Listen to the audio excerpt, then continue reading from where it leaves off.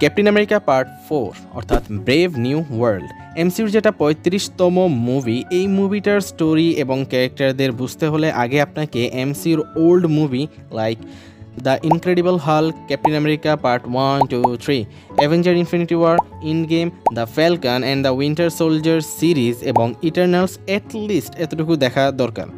Otherwise আপনি যদি আক্কাইম্মা বেরোজগার না হন তাহলে ডিরেক্ট মুভিটাই দেখেন। এর 95% স্টোরি আপনি এমনিই বুঝতে পারবেন, কারণ মুভিটার স্টোরি আপনাকে গুলিয়ে খাওয়াই দেওয়া হয়েছে এমন লাগবে, কারণ একেবারেই সিম্পল স্টোরি।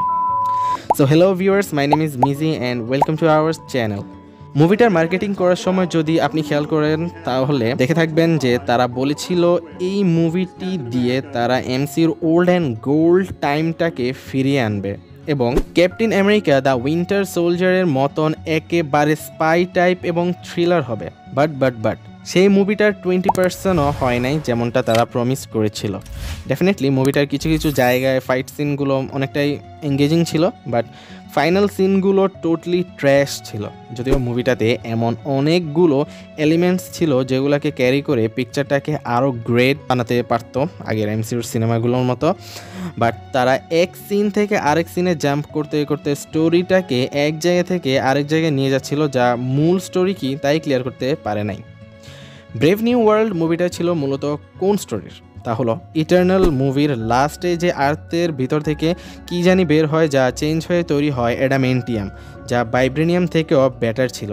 এই এলিমেন্টটাকে নিয়েই আমেরিকা, জাপান, ফ্রান্স এবং ইন্ডিয়ার চুক্তি হয়েছিল যে এটাকে ইউজ করবে তারা তাদের দেশের উন্নতির জন্য। এবং রস, যাকে ইনক্রেডিবল হাল্ক, সিভিল ওয়ার এবং ইনফিনিটি ওয়ারে দেখানো হয়েছিল অন্য অ্যাক্টর দ্বারা, সে আমেরিকার নতুন প্রেসিডেন্ট হয়ে যায়।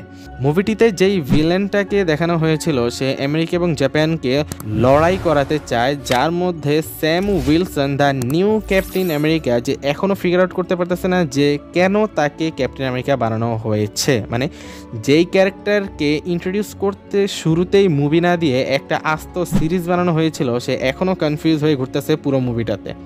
বাট একটা জিনিস ভালো ছিল যে সে ভালো স্পিচ দিতে পারত, যদিও স্টিভ রজার্সের মতন অতটা ডিপ হয়তো না, বাট ইটস ওকে। মুভিটার হাইপ আকাশ পর্যন্ত নিয়ে যাওয়া হয়েছিল রেড হাল্কের নাম তুলে, যাকে পুরো মুভিটিতে কেবল 10 থেকে 15 মিনিটের জন্যই দেখানো হয়েছিল।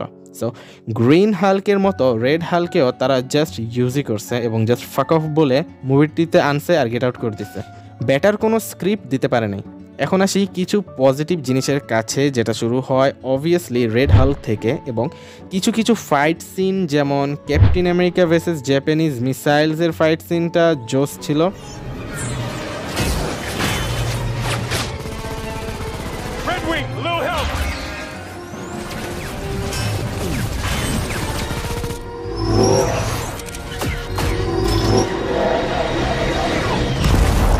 Plus red Hulk versus Captain আমেরিকার ফাইট সিনটাও অনেকটাই ভালো হয়েছিল, যদিও কিছু কিছু জায়গায় মনে হচ্ছিল যে স্যাম কোনো একটা গেমিং ক্যারেক্টার।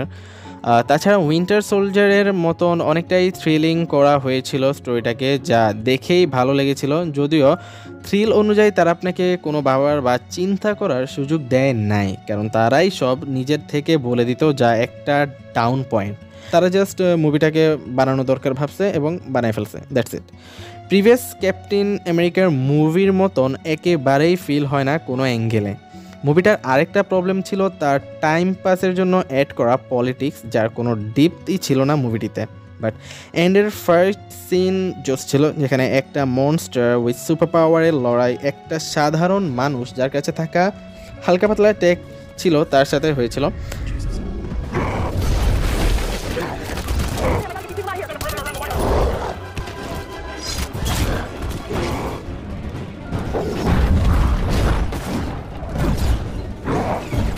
যদিও ফাইটের এন্ড দেখে মনে হয়েছিল যে এন্ডিংটা কোথাও না কোথাও একটু দুর্বল হয়ে গেছে। We both know you can take me out with one punch, but I don't think you want to do that. Now I might be crazy, but I think you're trying to change. এমসিউর 35টি সিনেমার মধ্যে থেকে বেরিয়ে আসা আরও একটি ভুলে যাওয়ার মতো সিনেমা ছিল captain America brave new world. So that's it. যদি মুভিটা দেখে থাকেন তাহলে অবশ্যই কমেন্টে জানাবেন আপনার কাছে কেমন লাগছে। So subscribe.